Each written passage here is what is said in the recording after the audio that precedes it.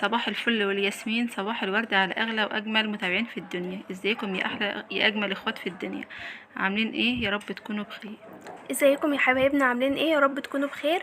ان شاء الله النهارده مع بعضنا فيديو جديد ويوم جديد ان شاء الله ينال اعجابكم. احنا هنا بقى هنعمل طريقه حلوه قوي لتخزين الطماطم. ده يا جماعه يعتبر يعني روتين النهارده بصراحه، يا مصورين فيه كذا حاجه. الروتين ده يعتبر بادئ النهارده من الساعه 10 الصبح يا جماعه. انا خدت ضي بقى وديتها عند الجماعه وقلت اشوف بقى ورايا ايه. هبتدي اخزن الطماطم بتاعتي، ده خزين السنه يا جماعه. الطماطم دلوقتي يا جماعه سعرها حلو قوي وحمرا وكويسه، هتبداي تخزني منها كده عشان بتيجي في اوقات بتبقى بتبقى سعرها غاليه غالي قوي. جدا.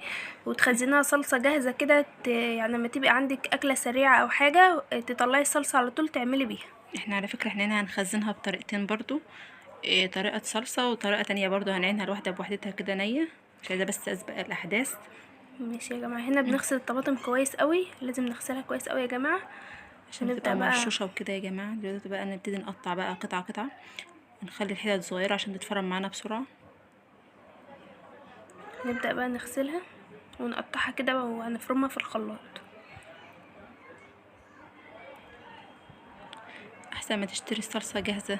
الصلصه يا ديت جماعه بيكونوا اه عاملين طماطم مش حلوه خالص وما دي بيغسلوهاش كويس اه وكده. دي طماطم صبحة يا جماعة، ومنضفينها حتى لو الطماطمية فيها حاجة مش كويسة. احنا بننضفها برضو وبنحش الجزء الوحش نرميه، والكويس اهو ادينا هنضربه دلوقتي مع بعضنا. ما شاء الله قلبها احمر وحلو ازاي. ديت يا جماعه كنا جايبين ال3 كيلو ب10 جنيه. اللي كان في العداية كان الكيلو واقف بين ب2 جنيه و80 قرش. اه، كانت وجبنا رخيصة جزء برضو. تاني ال3 كيلو ب10، يعني هي ما شاء الله سعرها حلو قوي. هنبدا هنا بقى نعمل في الكبه ونعمل في الخلاط عشان ننجز بسرعه يعني. علشان حاجة ما تتحرش اه، مننا. عشان يعني الخلاط لما يسخن عشان ما تعملي في يسخنش الكبه. مننا. هنا بقى في ثواني يا جماعه تكونوا عملتوه.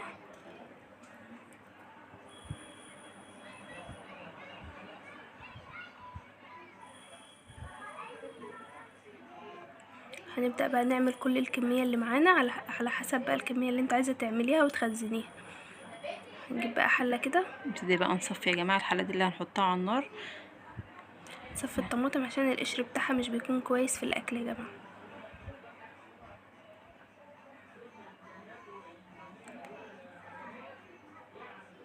هاخد برضو دلوقتي انا مش هحط طماطم كلها مرة واحدة عشان ما ازودش مية كتير. انا حطيت هنا نص الكمية وسبت برضو بقية الصلصة هي بقية الطماطم عشان ما تاخدش عشان تطيب سوا معايا. كتير، عشان تطيب معايا بسرعة. عشان ما تخلصش الأنبوبة يا جماعة. والله خلصتها. احنا هنا في بلدنا يعني لسه مش عندنا الغاز الطبيعي، فهنا بقى بنشتغل بحاجة اسمها الأنبوبة، لو حضراتكم مش عارفين بس أكيد طبعا كلكم الكل عارفينها. عارف الأنبوبة.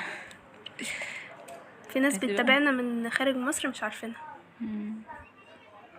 يا ريت بقى يا جماعه لو بتشاهدونا لحد دلوقتي يا ريت ما تنسوناش في اللايك والاشتراك في القناه وتفعيل الجرس عشان يوصلكم كل جديد باذن الله. انا كده خلصت الكمية معايا يا جماعة. هبتدي بقى احطها دلوقتي على البوتاجاز واسيبها بقى مع نفسها كده لغاية اما تطيب خالص. اهم حاجه بس يا جماعه اوعوا حاجه تقع فيها او ترطشوا فيها ميه اي حاجه من دي. ما شاء شوفوا يا الله جماعة تقيله وحلوه لسه ازاي. تقيلة اهيت. بس اهم حاجة يا جماعة المعلقة ما توصلش لاخر الحلة عشان ما تتلسعش مننا. دي الكمية التانية اهيت يا جماعة. انا جبتها وغسلتها اهوت. محبناش نطول عليكم بقى فغسلناها الاول. همسحها بقى اهوت. نبدا ننشفها كده وهنعينها في درج من بتاع الفريزر، هتتعان صحيحه كده زي ما هي. عشان ما توزيها بقى اللي محاشي لاي حاجة تطلعي وتعملي منها على طول. دي طريقه ودي طريقه، بس مشكله الطريقه دي بس يا جماعه اللي هي بتعوز مكان كبير. تاخد مساحة كتير. اه، فالطريقه اللي تحبيها بقى وتكون مريحه ليكي تعمليها. طبعا الكل يختار الطريقة دي.